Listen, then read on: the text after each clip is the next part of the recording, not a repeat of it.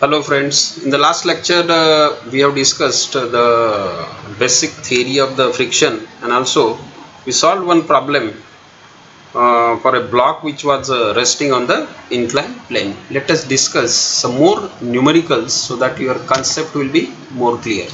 Now let us take one more example, same, which is resting on a inclined plane, this block, and a block of mass 150 kg is resting on a plane inclined at 30 degree with the horizontal as shown in figure. Determine the range of an external force P to maintain the equilibrium. Take mu s, coefficient of static friction is 0.25.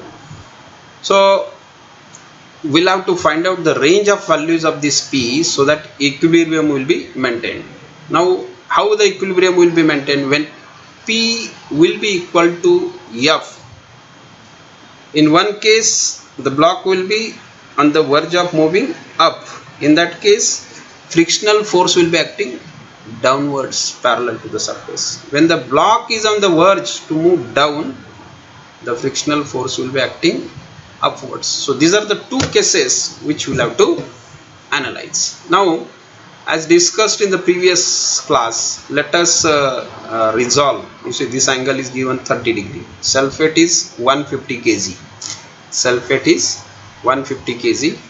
Now if I resolve this sulfate into two components, you know this component is 150 cos 30, so 147.1, and this will be 150 sin 30, that is 1471.5 sin 30. Okay, and we are assuming that the block is moving up, that is up, and that's why frictional force is acting downwards, so motion is upwards. Okay, so in this case if you take upward motion, summation of Fy will be same as n equal to 1471. How we got this 1471? 150 multiplied by 9.81.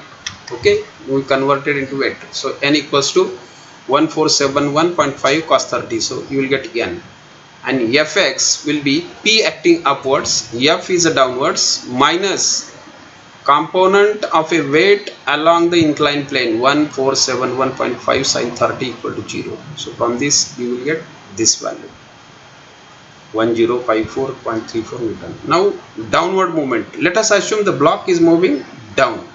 When the block is moving down, there will be no change in the normal reaction, but only when the block moves down, when the block is moving down, the frictional force will be, there are some frictional force will be upwards. So here you correct it, this should be plus and this also should be plus, because P is, when the block is moving down, P will remain upwards and this F also will remain upwards. P both are plus, and this will be minus, this will be minus, because this component, even though it is moving downward, this component will be moving downwards. So minus 1471.350.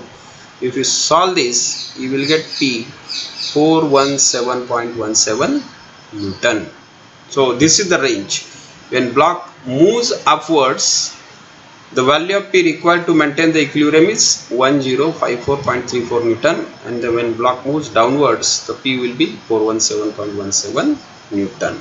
Okay. Then let us take the next example. See, this weight is not given. Knowing that the weight WA is 25 Newton and angle is theta 30. Determine the value of WB for which the system is in equilibrium. Assume the pulley is frictionless. Take mu s is 0.3. Pulley is frictionless means what? This WA is nothing but this 25 Newton. Instead of giving 25 Newton directly, they have given this pulley just to confuse you. When pulley is frictionless, tension in this part of the string and this part is same. That's why this is 25 Newton, which I have shown here. Now resolve this WB cos 30 and WB sin 30. This is normal reaction. So let us take Fy. N will be WB cos 30 and Fy will be what? 25 upwards minus F minus WB sin 30 equal to 0. So if you solve this, uh, that is 25 minus 0.3. F is what? 0.3 WB. Okay. So frictional force 0.3 WB cos 30 minus WB sin 30 equal to 0. You will get WB 32.89. So this way you can solve the problems on inclined plane. We try to solve some more problems. In case any problems, you can discuss personally with me. Thank you very much.